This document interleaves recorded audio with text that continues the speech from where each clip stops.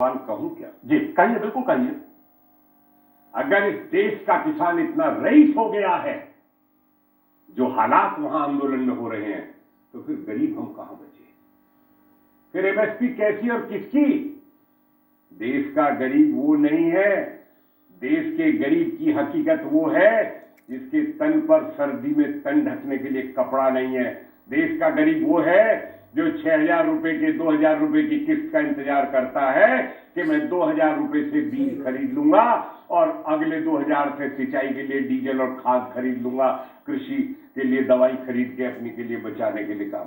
वो है इस देश की हकीकत। इस देश के किसान की आमदनी अगर आप देखना चाहते हैं तो वो हकीकत है इस देश की। ये हकीकत नहीं है जो आंदोलन में हो रहा है, ये हकीकत नहीं है।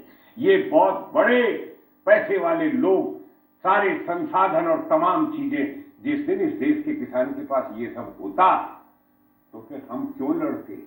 हम नहीं लड़ते। हम उस गरीब किसान की बात के लिए लड़ रहे हैं। हमारा उद्देश्य दूसरा है। यही राजनीतिक दलों ने चुनाव से पहले जब 6,000 रुपए की योजना की पहली किस्त 2,000 रुपए किसानों को दी थी, क्या कहा था? कहा था ये चुनाव जीतने का हथकंडा है मोदी सरकार का। कहा था कि एक किस्त है, उसके बाद बंद हो जाएगी। चुनाव तो खत्म हो गए, वो किस्त तो बराबर सबके खातों में जा रही है। अब तो और संख्या बढ़ गई है किसानों की किस्त देने के लिए जिनको चाहिए। तो ये विरोध और ये तरीका ये गलत है। आप मुझे बताइए जी, विकल्प अगर सरकार ने दिया है, आप किसका विरोध कर रहे हैं? आपको किसने कहा कि आप मंडी से बाहर जाइए? आपको किसने कहा कि आप जो बेचना चाहते हैं आप वहां मत बेचिए? किसी ने कहा है क्या? सरकार जबरदस्ती करेगी क्या? सरकार कभी जबरदस्ती नहीं करती किसान से। ये तो मर्जी है। अगर पंजाब का किसान उन आड़तियों के साथ मिलकर जो बिहार से 800 और 900 रुपए कुंटल धान खरीद के और एमएसपी पर पंजाब के द्वारा सप्लाई किया जाता है, जिसमें हजारों करोड़ की लूट मार वो किया जा रहा है, उनको दर्द हो रहा है। ये सब उस लूट का ये सब माल जो दिख रहा है ना, ये सब वो है। गरीब किसान का कोई उसके पास नहीं है। वो दिल्ली नहीं आ सकता। वो कैसे दिल्ली आएगा? उसकी जेब में पैसे नहीं है, वो नहीं आएगा दिल्ली। तो उस गरीब की किसान के लिए ये सरकार जो योजना ला रही है, बीमा, फसल बीमा योजना पे मैं आपसे एक पॉइंट कहना चाहता हूं। इस सरकार ने रबी का 1.5% और खरीफ के 2% पर कर, केंद्र सरकार उसको पैसा देती है, प्रदेश सरकारें अपना अनुदान देती है। 3 सालों के अंदर हम भी बराबर उस पर उंगली उठा रहे थे कि भाई किसानों को कितना पैसा जा रहा। ये जो पैसा केंद्र सरकार और प्रदेश सरकार देती है और किसानों से जो किस्त दी जाती है उसका तो सब कंपनियां रख रही है, किसानों को तो नहीं लाभ हो रहा। लेकिन 3 सालों के अंदर अब जो हमने रिकॉर्ड मांगा है और देखा है, टोटल पैसे का 87% धनराशि किसानों को बीमा के उसमें अदा की गई है। 87% जी।